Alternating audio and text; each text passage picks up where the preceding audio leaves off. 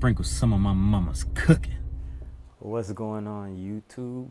Wendy's Philosophy. I appreciate you guys for checking back in with me. Shout out to the Don't Quote This Y'all podcast and the Something New podcast. Love working with you guys. We got some great things coming, so y'all out there, keep on the lookout for us. But you guys guessed it. Today's episode is about one of the GOATs, Mr. Kwame Brown, right? He's obviously been somewhat of a internet sensation recently, even though he's had a YouTube page for a few years now. But man, recently, due to some guys kind of falling into that low-hanging fruit, that bullying type mentality, wanting to bring up his name, the man said he's had enough. And what did he do?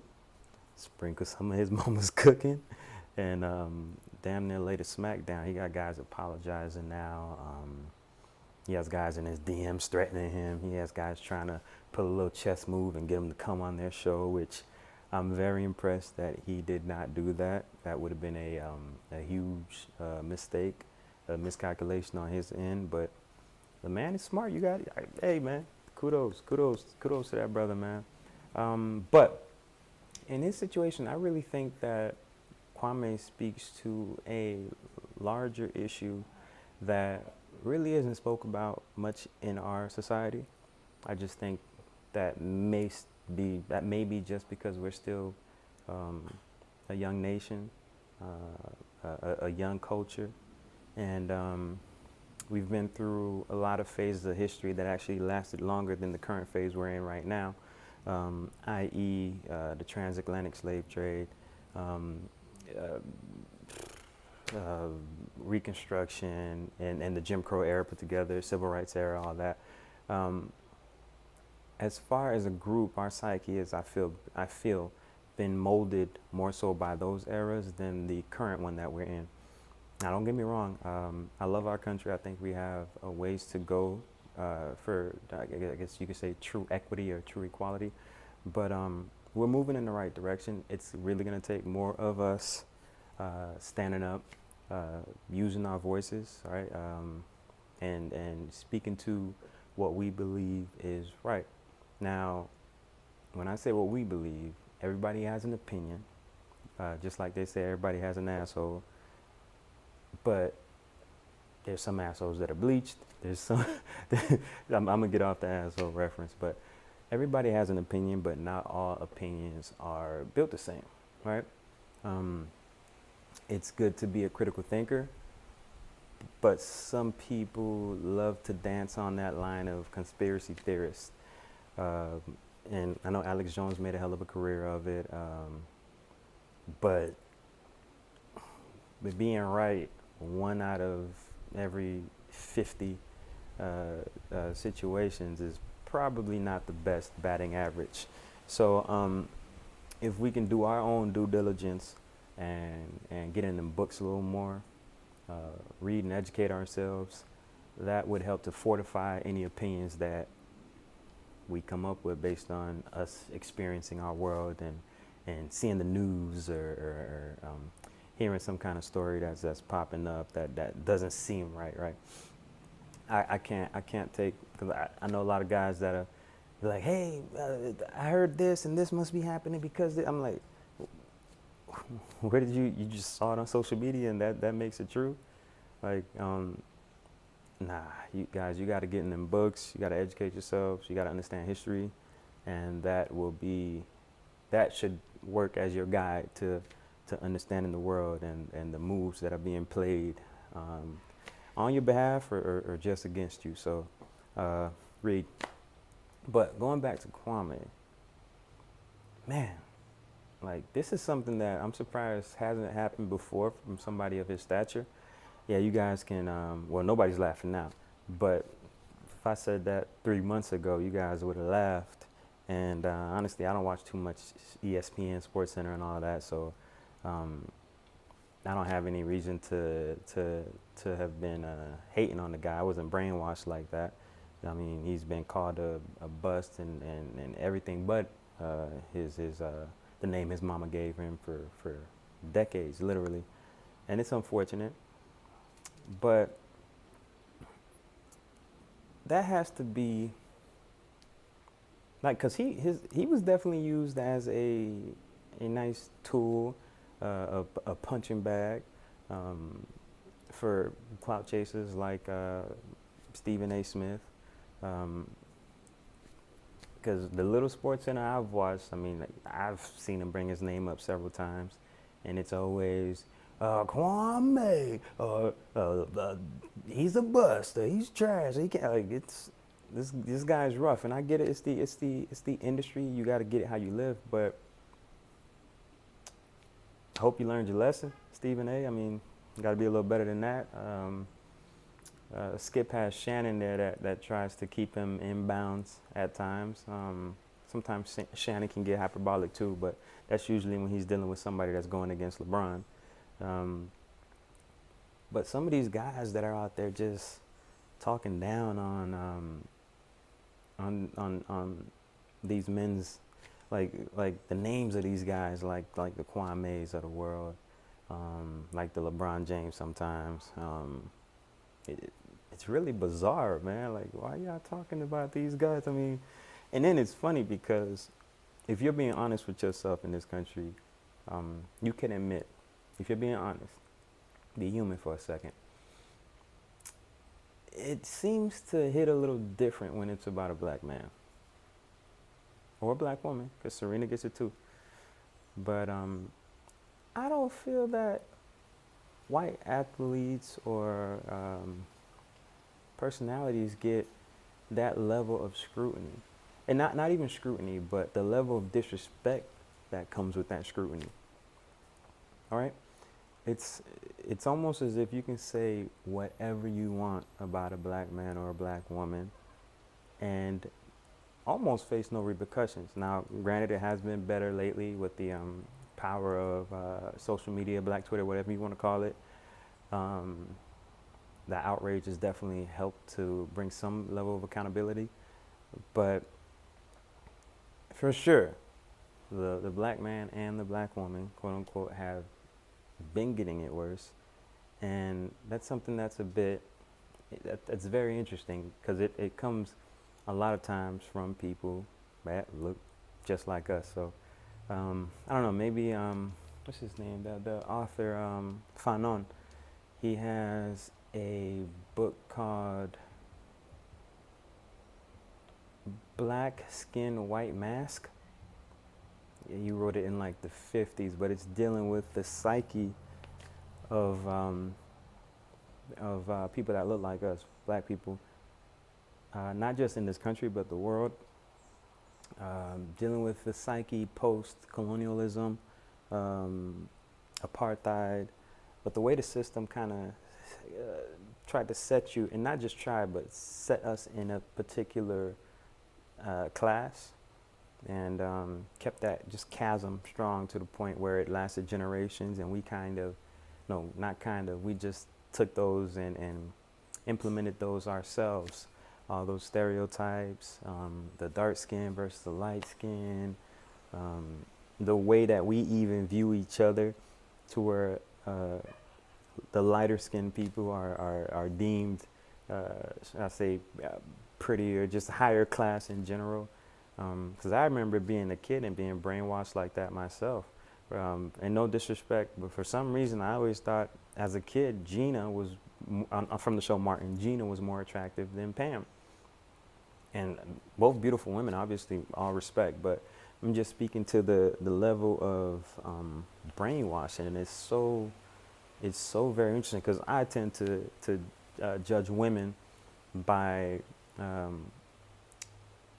well, definitely not by skin tone, but by bone structure, features, obviously, how they take care, stuff like that, man.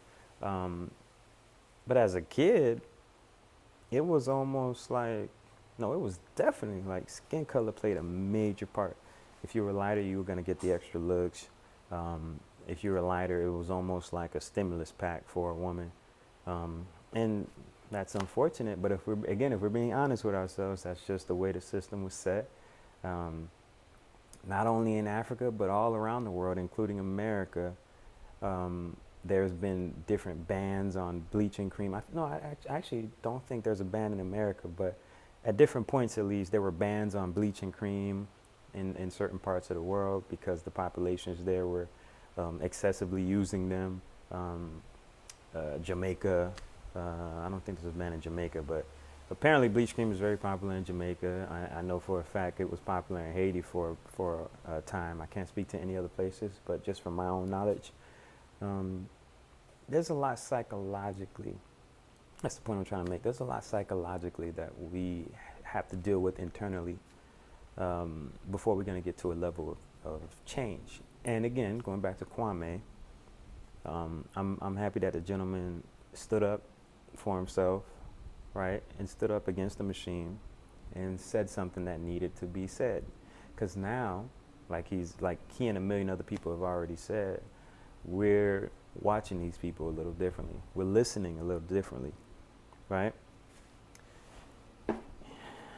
It's going to be a lot harder for them to get that kind of